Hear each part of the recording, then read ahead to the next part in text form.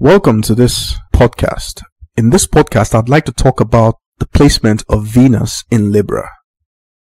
Now, when I say placement, I'm being a bit disingenuous because there are no real placements when it comes to the functional lights that you call planets. I call them functional lights because they are lights of awareness and lights of experience.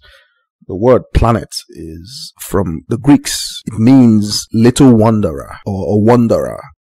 It's not very far removed from what astrology interprets these things as, but there is a slight difference. By calling these planets functional lights, I take them back to their original meaning because they are lights. Light is how we experience consciousness. When you say that somebody has a light, it means you have a brilliant idea or you have a revelation or some type of awareness. You suddenly know something. So that in that sense, we associate light with knowledge. But like I've told you many times, the only type of knowledge that exists is self-knowledge. And these functional lights, they are aspects of self being revealed to self. They are functional because that's what all behavior really is. Behaviors are functional responses. A behavior is a response. So that if you expose different individuals to different stimuli or stimulus, each individual tends to respond in a certain type of way. But in order to make that response, they reference everything that they are. Now, an individual who is told a lie in a relationship, maybe they're experiencing an intimate relationship with another human being, and they discover that their partner has lied to them. People have different ways in responding to this type of reality. Some people, for them, that is the end of the relationship. Why? Because they have attached extreme importance to that intimate relationship. Now, the truth or falsification of this assertion doesn't matter. What matters is that each individual has different tolerance limits. Now, one who associates extreme importance to that type of reality would react in a way that literally ends the relationship. They do not see how they can continue. But attaching such an importance to this usually is indication that the person is dealing with something or has been dealing with something within their psyche. Dealing with that thing, the only way they know how to cope with it is to create these extreme contrasts in the nature of these intimate relationships. So someone who is afraid of being abandoned because they have been abandoned in the past, or someone who is afraid of being betrayed because they have been betrayed in the past, such a person is less likely to tolerate lies in such relationships. But there are people who have no fear of abandonment. There are people who do not have that as the reference point for their responses. So they may be more interested in why this person whom they understand loves them, why has this person lied to me? Now, a lot of couples tell themselves what they want to keep themselves safe in relationships and to keep the relationships going. That is the reality of what everyone does in one way or the other. People manage themselves in relationships because you can imagine the reality of a partner in a relationship that has been unfaithful to the other. Now, the other doesn't know, and they are not in any physical pain as a result of what they do not know. Now, the partner who has committed this infidelity decides to tell the other partner about this infidelity and bring the pain to them because somewhere deep inside them they are struggling with the guilt of it. Now, what has happened here? What has happened is now you have two people in pain. Okay? Now, the one who created the pain initially, or the opportunity for the pain, has doubled that pain because they are looking for redemption. They're not really looking for redemption from the partner. They're looking for redemption from themselves, for themselves. Their way of acquiring that redemption is to plunge the partner into pain. Why? It's not a rational thing to do. But they have done that because they understand that in order to be able to find redemption for themselves, they need that redemption to be coming from someone else. And the other one that you are with in an intimate relationship is not an other side of you. It is you if the relationship is truly intimate. And that's why they do that. So that the way that they seek redemption is by hurting the other person. Because who they are really trying to hurt is themselves. Now, I'm not saying that this is the way to be. I'm saying that different people have different ways of handling such things. Okay? And that brings us to what the sign of Libra really is talking about. Because what is Libra? Now, naturally, Libra will sit at the descendant of the natal chart, in a natural chart, that is. Libra is a 7th house sign. And the 7th house is an angular house. And the descendant sits opposite the ascendant. the ascendant is a naturally empowering point. Why? Because it is the birth of a new type of awareness. So it's the birth of a new type of experience. It's an opportunity to experience a new type of reality, typified by the story a self is telling themselves. The story is a continuation of what brought them into this reality. But the descendant, which sits opposite the ascendant, is a fundamentally disempowering point. Why? Because it represents the modification to the ascendant that the individual needs to start telling themselves in order to be able to experience a reality which they perceive to be outside of themselves. So from the point of view of the ascendant, there is only the self. Nothing else exists. The descendant is a disempowerment of that process, because the individual now needs to contemplate the idea that it is not only the self that exists, there are others. Now, this is an apparent thing. That's why natal chart synthesis does not start from the descendant. It starts from the ascendant. So that the descendant really is a modification of the narrative that starts in the ascendant. And so, evolution through the first 6 signs of the zodiac, which is from Aries to Virgo, really is to prepare the psyche, the human psyche, for that fundamentally disempowering point that is the cusp of the 7th house and entry into the sign of Libra. Now, you contrast this with what you hear in the mainstream astrology, where Libra is thought to be the sign of harmony, the sign, yes, it is all of that and more. Because the activation of the need for harmony comes because that fundamentally disempowering point, which is the beginning of Libra or the cusp of the 7th house, it's fearful. Nobody wants to be disempowered, because when you are disempowered, you feel like you're weak. You feel like there is a huge potential for conflict. But that conflict doesn't exist outside of the self. The self needs to deal with that conflict because it is the separation of the self now into 2 parts at a minimum. And the drive for harmony is the nature of the self trying to restore the balance that it truly is. And that's why Librans are described as people who go for harmony. What I'm trying to say is that these are just buzzwords. If you don't understand what they mean, then you don't understand what the sign is talking about. Because the sign is not a separate thing conjured into existence from nowhere. Libra only exists because Virgo evolves. And Libra only exists because it needs to get to Scorpio. And so what we're describing as astrological signs really are personality archetypes. They're behavioral responses. And we have 12 of them because there are 12 behavioral response categories. Now, each one is graded because these categories differ in intensity. So that the degree at which your sign expresses a functional light is telling you of the behavioral response attached to that degree in that sign. That's the way to interpret it. Okay? So that when you evolve to that degree, then you respond as that functional light. So if I want to trigger you, I simulate the sign, the behavioral context that allows for the sign, and then I intensify it to the point where it achieves a synchrony with that degree. And you are guaranteed to respond in the nature of the functional light that is there. That is your programming.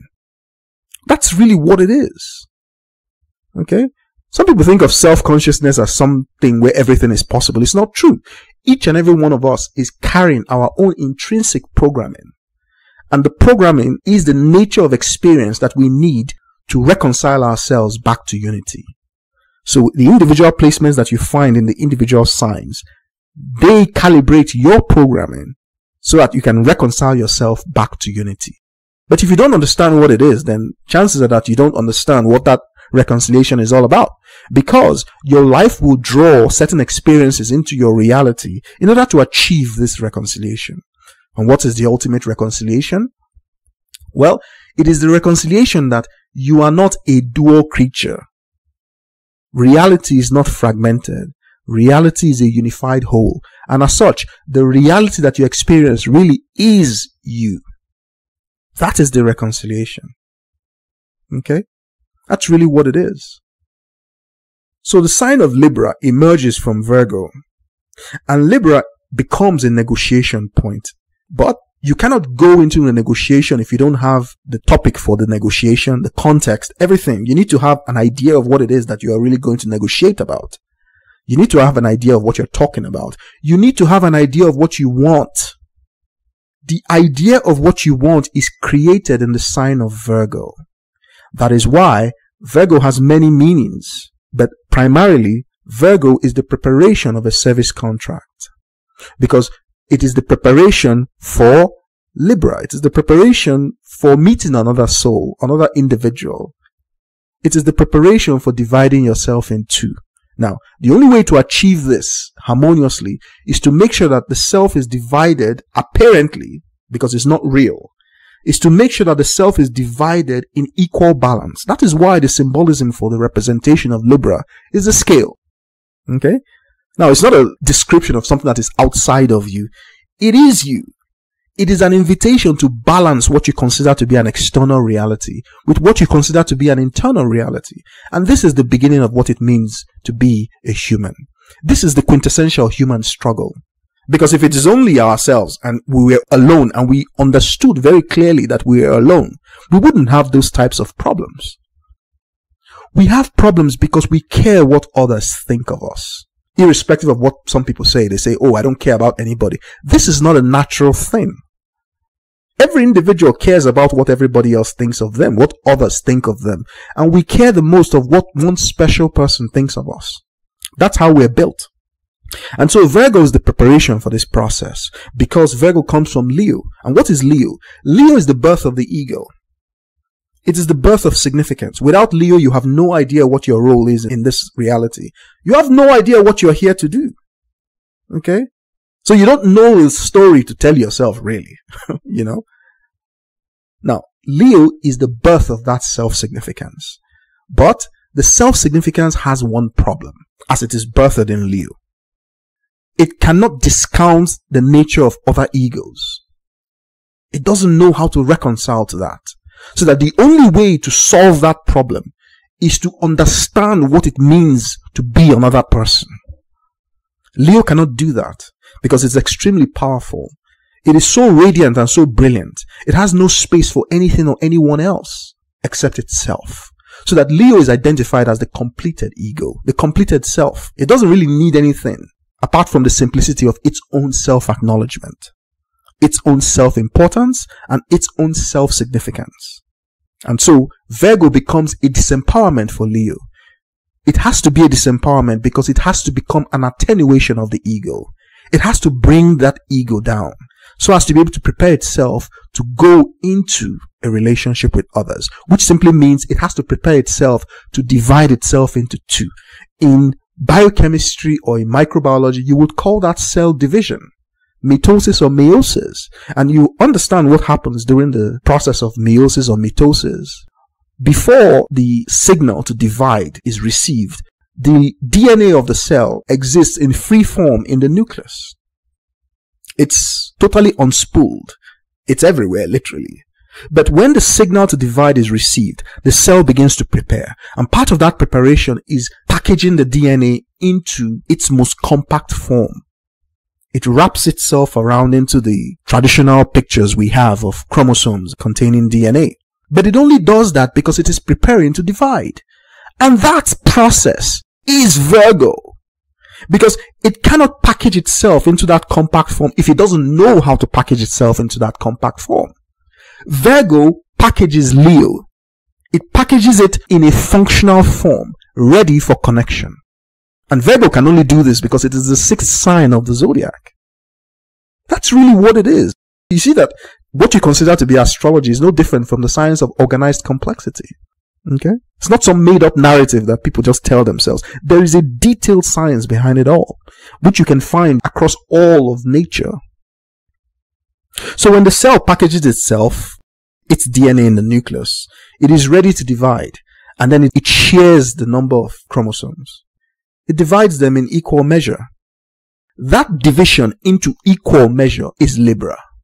And once this is complete, the cell membrane demarcates itself, and now you have two daughter cells born from one. That's really what it is.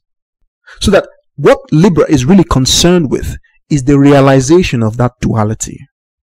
Now, the first place duality is encountered is in Gemini. So that what Libra is a projection of Gemini. Because in Gemini, what is dualized is the mind through the creation of contrast. But that process is intimately linked with Libra. That's why both are air signs. Because Gemini is considered to be a dualization of the mind, right? But what is Libra apart from social mind? And it's only social because within Gemini, it's an intimate process. You don't do it with anybody else. In Libra, you do it with somebody else, apparently, okay, or so to speak. But the trigger for dualization in Gemini comes from a recognition of what? Absence. So that you perceive the presence of an absence. That's what triggers the mind in Gemini. That's what triggers the contrasting process. You can go back to the Torah narrative if you want. I like to link these things because I try to point out to people that these are not different things. You see, the moment the proverbial or archetypal human, Adam, became conscious in a different way, he recognized the duality between himself and God. And what did he do? He hid himself. So that the recognition of duality occurs in Gemini. But with the proper type of relationship, that unity can also be achieved again in Libra. But guess what happened? Because of the way that duality was achieved in Gemini, when it came to Libra, Adam hid himself because he was afraid. Why was he afraid? He was afraid because he was naked. And this is the quintessential nature of human beings. This is the problem that afflicts all human beings. We are afraid because we are alone. And the perception of aloneness is what Libra needs to confront, because it is that problem that began in Leo. This is how your natal chart is constructed. This is what it means to look at a natal chart through synthesis. You're not looking at individual placements because there are really no such things. You're looking at an organizational strategy for self-consciousness.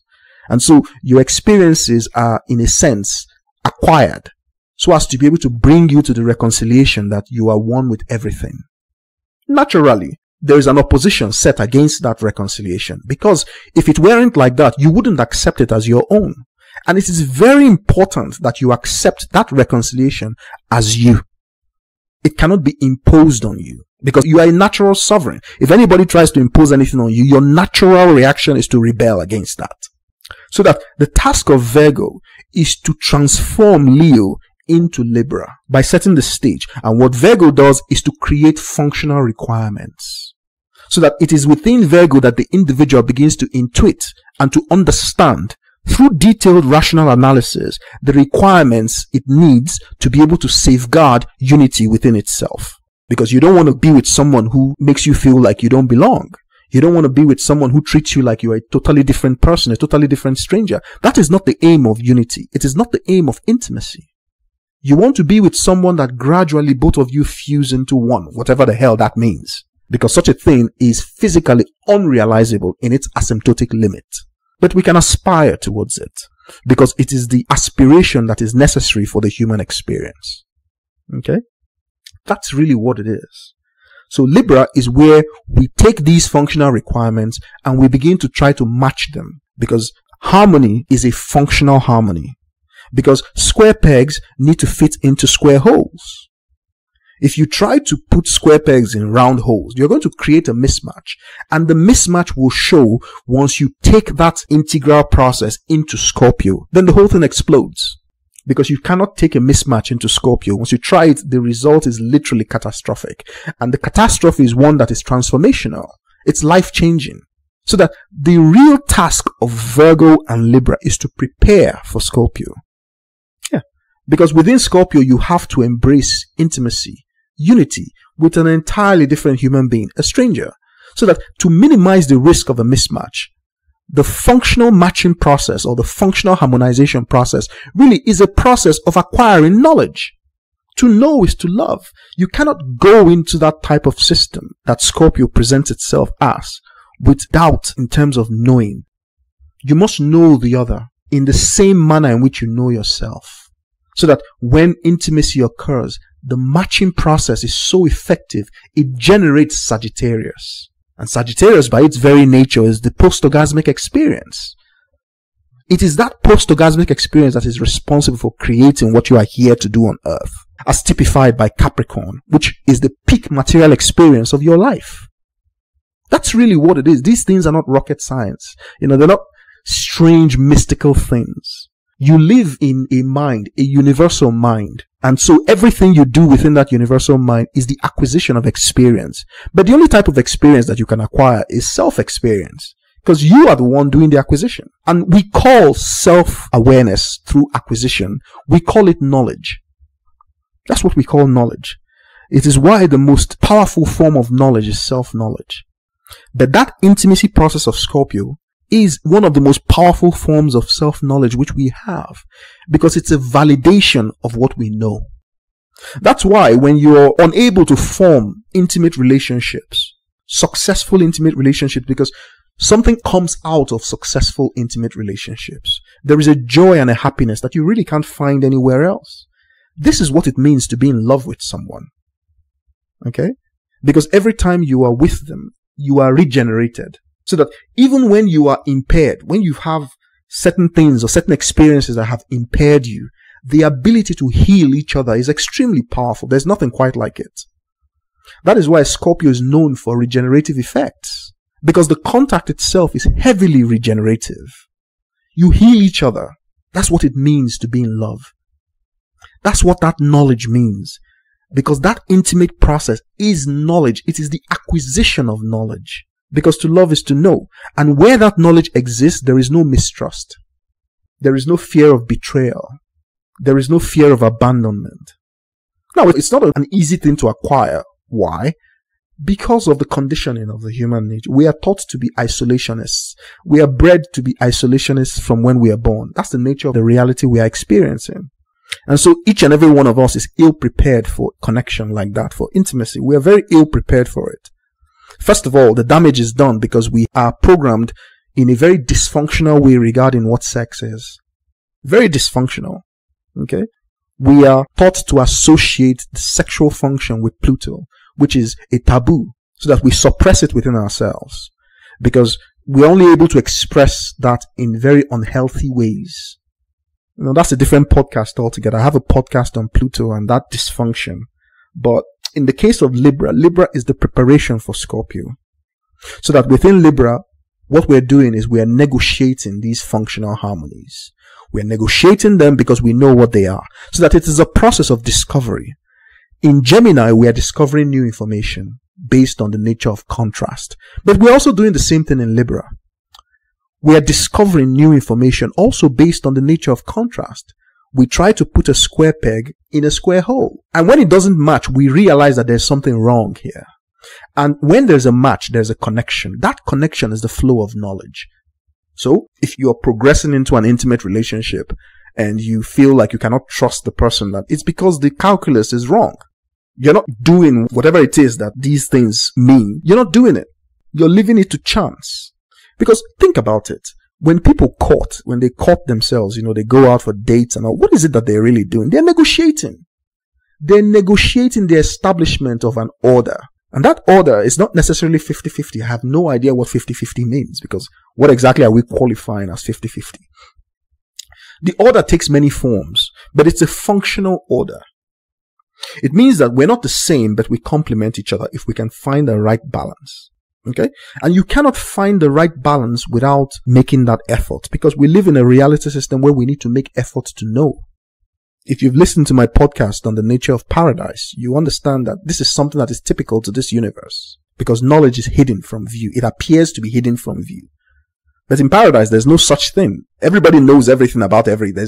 There's no separation per se, so how can you not know? There's no fear as a result of that. But Scorpio, as an astrological sign in this physical realm, is typified by the fear of that intimacy, the fear of a functional mismatch.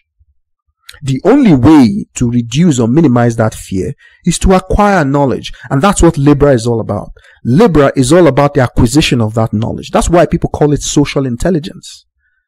You're meeting people, you're talking to them, you are analyzing them, you are feeling them, you are trying to understand them. But really what you're really trying to do is to understand what it is like to be that person.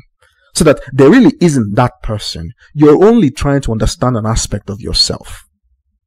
That's really what it is. It always comes back to that. And that takes us back to the ascendant. This is why the descendant is opposite the ascendant. Because the ascendant is only you. You're literally the only one coming into this existence. You're bursting into existence, right?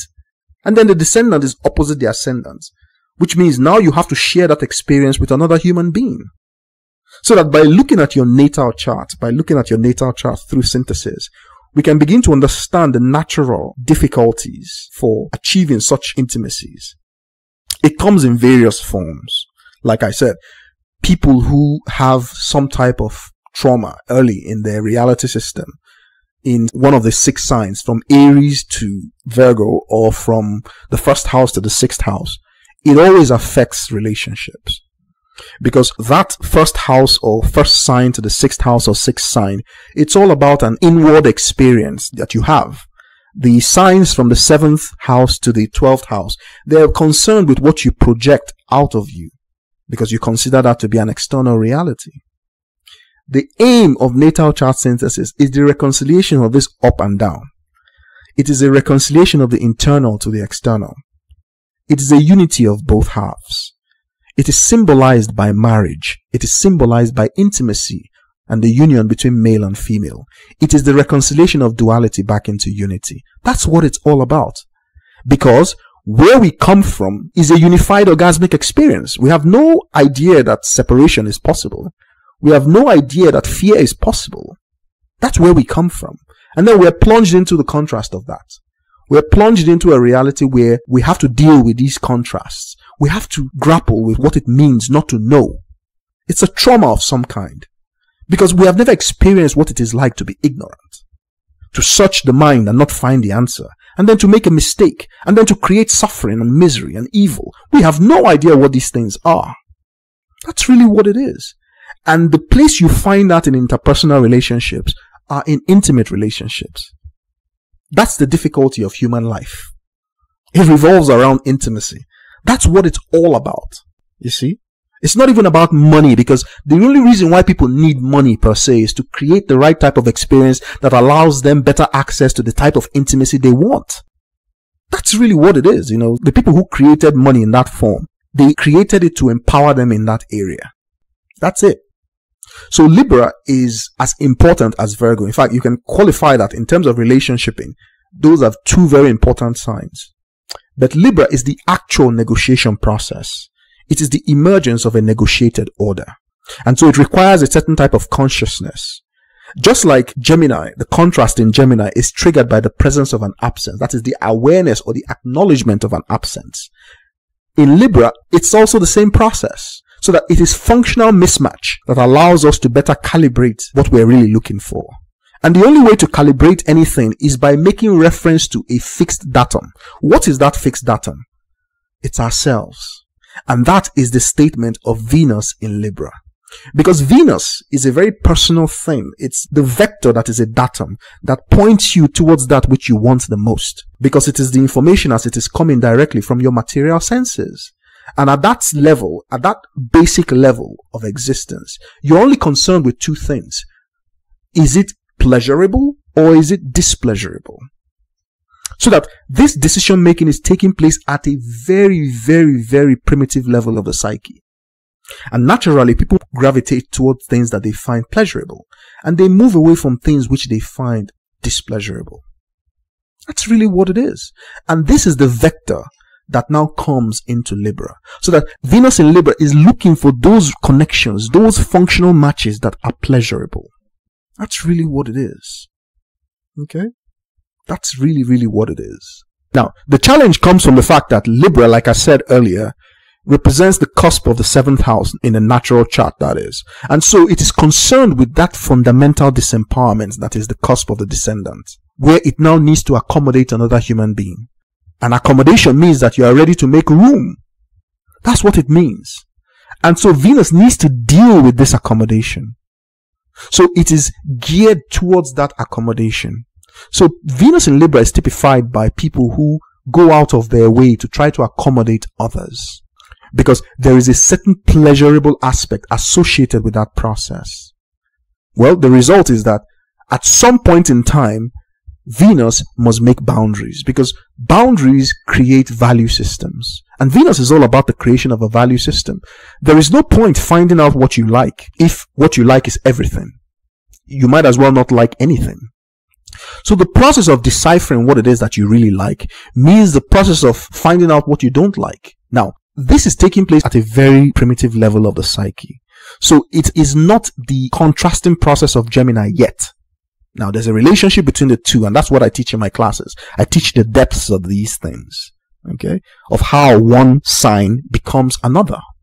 But at the stage where Venus is basically just being emanated by the sign of Libra, at some point in time in the Venus in Libra's life, they begin to push back towards accommodation. Because the first step in any Venusian quality is calibration. Before you can find out what you like and what you don't like, you have to experience. You have to search. And that's what happens. So the Venus in Libra's life is typified by the first half and the second half. The first half, they're basically accommodating everything and everyone, trying to find that balance. But when they find it, then it becomes fixed. The Venus in Libra doesn't want to move anymore. Why should they? And it becomes fixed to the point where it becomes a natural aptitude. So that the Venus in Libra converts a natural weakness into a natural strength. That is the destiny of this placement. And that strength usually shows up in an ability to deal with a wide range of people. The ability to find a common ground with a wide range of people while retaining their own individual expression of that vector. That's really what it is. They make excellent diplomats. They make excellent facilitators. They can often tell how to bring people together. Now, it doesn't mean that they're able to replicate this in their life, because you need to interpret the whole natal chart to be able to understand that. But that's part of the life lesson. The individual is learning how to bring that functional harmony into their own reality. And reconciling with another human being is the first step in reconciling with the supreme intelligence that is God. That's really what it is. It's also a reconciliation with the self. Okay? And so the idea that Venus in Libra is constantly trying to accommodate people and constantly bending backward, it's not true. They do that for a certain period of their life because they are calibrating themselves. They are internalizing the experience and looking for the boundary conditions. When they find those boundary conditions, then the Venus in Libra changes strategy. They hold that boundary condition as a reference point and a datum, which they now use to qualify the nature of these negotiating experiences. So that the Venus in Libra personality is able to become a better relationship partner as they get older. Because at some point in time, they learn the things to say no to. Initially, this is impossible. They basically are for everything, every type of relationship, every type of, it's an acquired taste. So after a while, they realize, nah, this is not for me. Oh, no, that's not for me. Okay. So it is advisable that when you have your Venus in Libra, you take the time to calibrate yourself. Don't rush into permanent liaisons very early in life. You need to experience reality so that you can get a clearer understanding of that which you want. And the ability to experience the absence of a partner or the absence of a relationship serves you well. Because just like in the sign of Gemini, where the contrasting mind is enabled by the presence of an absence, the same type of thing is necessary for calibrating social intelligence. So that when the Venus in Libra is engaged in relationship pursuit or they are alone, both aspects of this reality serve them well. They are learning from both experiences. And so it is important that the Venus in Libra understands what it is like when they are alone, because they learn a lot from that. Okay? That's really what it is. The idea that most Venus in Libra are always going for harmony, peaceful coexistence is not true. They will create conflict if it is required to break a functionally disharmonious relationship. They will cultivate the conflict. They will cultivate disharmony because the condition itself is disharmonious. Now, the benefit of harmonious coexistence is that they are able to go into Scorpio. That's what the Venus in Libra is really trying to do. They want the best possible conditions under which to go into Scorpio. And you cannot do that if you do not understand the immensity of Scorpio. So that when you have your Venus in Libra, you understand the true nature of intimacy. It's a very powerful thing for you. You want it to be right. You want everything to be right. But you start the process from Virgo, really. So that before you can qualify the Venus in Libra, you must look at what's going on in the sign of Virgo, because they're constantly working together. These are the tidbits from my classes, my online natal chart synthesis training classes, where I teach you the nature of all the signs, the nature of all the placements and all that. Because in the case of Venus in Libra, Libra needs to produce the effect of Venus at that degree. That now becomes the behavioral response of the individual when it comes to those Libran matters. Of course, it depends on what the overall chart is saying and the aspects to that Venus, or even whether other functional lights are placed in Libra. Because if there is no functional light in Libra prior to the placement of Venus, then that Venus becomes a very pure expression. But if there are functional lights placed before, that Libra needs to create those functional lights before it gets to Venus. That complicates the interpretation. Okay? So there's a lot to look at in natal chart synthesis. It's not a straightforward process. There's a lot to consider because you are unifying experience as it's represented in the natal chart. Okay? So it's a more involved process than analysis. It takes longer too. From a financial point of view, because Venus is often typified by finances, and I've explained this in several podcasts where I've talked about Venus, that astrology does not code for finance per se. Okay? It codes for motives, emotives, and intellect and things like that. Okay? Now, pleasurable things are easier to acquire when you have money. So when you have a huge appetite for pleasurable things, it usually, all things being equal, translates into the ability to acquire money. Because without money, then that desire remains unfulfilled. And so Venus is associated with money in that sense. Now, Venus in Libra means that money is acquired in a way that allows the individual to balance the internal with the external. And what does that mean? Some people think that it simply means acquiring money from relationships. That's not really what it is. It's acquiring value from relationships. And if in this case, you can distill your value to money, then okay, it means acquiring money from relationships. Alright? But it also means sharing money in relationships, or learning to share. So that most Venus in Libra are able to acquire financial rewards or financial benefits from their relationships. Okay? Just by relating with people. And it doesn't have to be an intimate relationship, because Libra is one sign removed away from that level of intimacy. So some people might describe Venus in Libra as superficial in terms of just going after what they can gain, but that's not true. Okay? The Venus in Libra is a social butterfly only in the sense when they are calibrating their experience. But when they transform, when they change, then they are able to stick with one relationship and one partner over a considerable period of time. It's the same thing you can say about Venus in Gemini. You can go listen to my podcast on Venus in Gemini. It's a similar type of experience, but whereby Gemini is concerned with the wit and charm of conversation as a means of engaging this pleasurable faculty, Venus in Libra is concerned with what that relationship looks like, especially to the outside world. They want to be in relationships that look like the in thing. Why? Because that's a compensation for that fundamentally disempowering part. They want things to look like they are not really. So a Venus in Libra person can keep a relationship going despite the fact that there's no functional harmony there because of what it looks like to everybody else. But like I said, this only happens in the calibration process. When the individual changes, then that is no longer possible. Because now they realize that the only person they're harming is themselves. That's really what it is. Okay?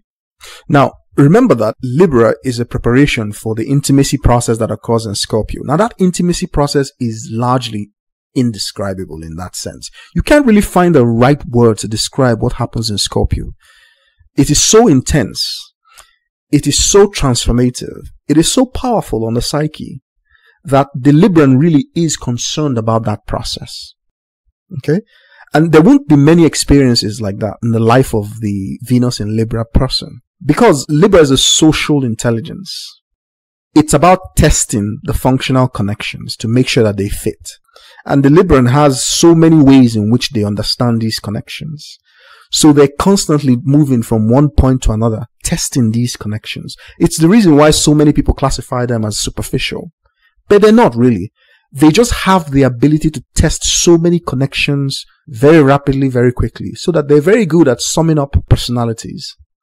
They can look at a person and the way that they behave within a very short period of time, and they can assess almost instinctively what an intimate relationship with that person would be like very quickly. That's what is called a social intelligence. They can sum up very quickly exactly the value of that person when it comes to that intimate experience and the potential for influence. But it also means that sometimes they may cultivate relationships, and before those relationships have had time to mature into something worthy, the Venus in Libra is gone onto something else, like a social butterfly, here, there, and everywhere. Alright? Never staying for long enough in one place to develop anything meaningful.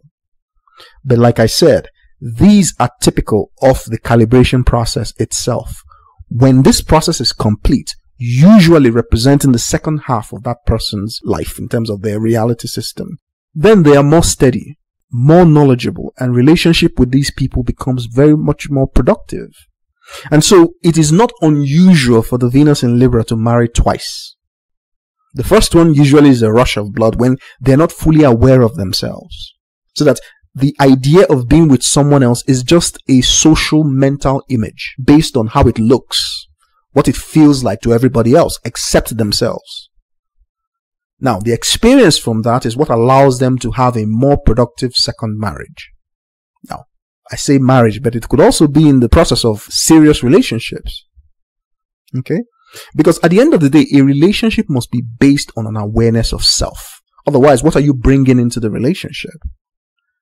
You hope to achieve your basic self-discovery in intimacy? That's not where it's supposed to happen.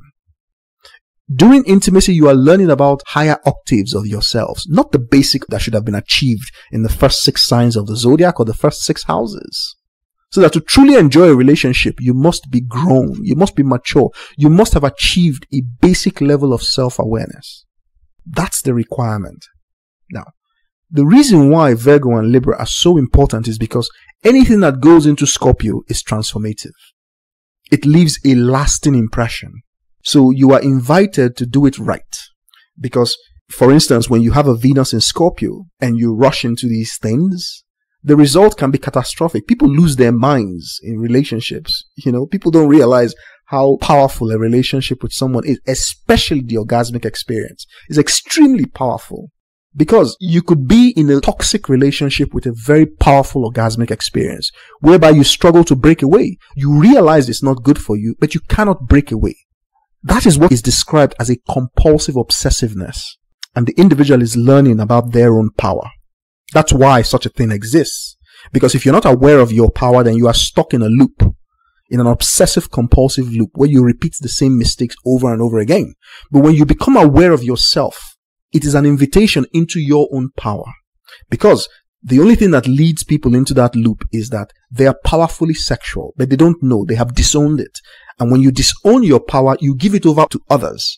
And the natural tendency for such a correction to occur is that people hold power over you and you don't like it. So it creates a conflict within the individual. Okay? So that's really what it is. The entire point of Venus in Libra is to create the perfect orgasmic experience in Scorpio. And for that, the individual has decided to focus on Libra so as to be able to get it right. Okay? Now, but this is not realized until the second type of relationships which they have. The first ones are characterized by some sort of chaos in some sense, The individual is just here, there, and everywhere. It is more about the connection and the fleeting experience than it is any substance. But in the second aspect, when they have become in touch with themselves, they now settle down into a more permanent, more fruitful, and more productive relationship. So that is the summary of Venus in Libra.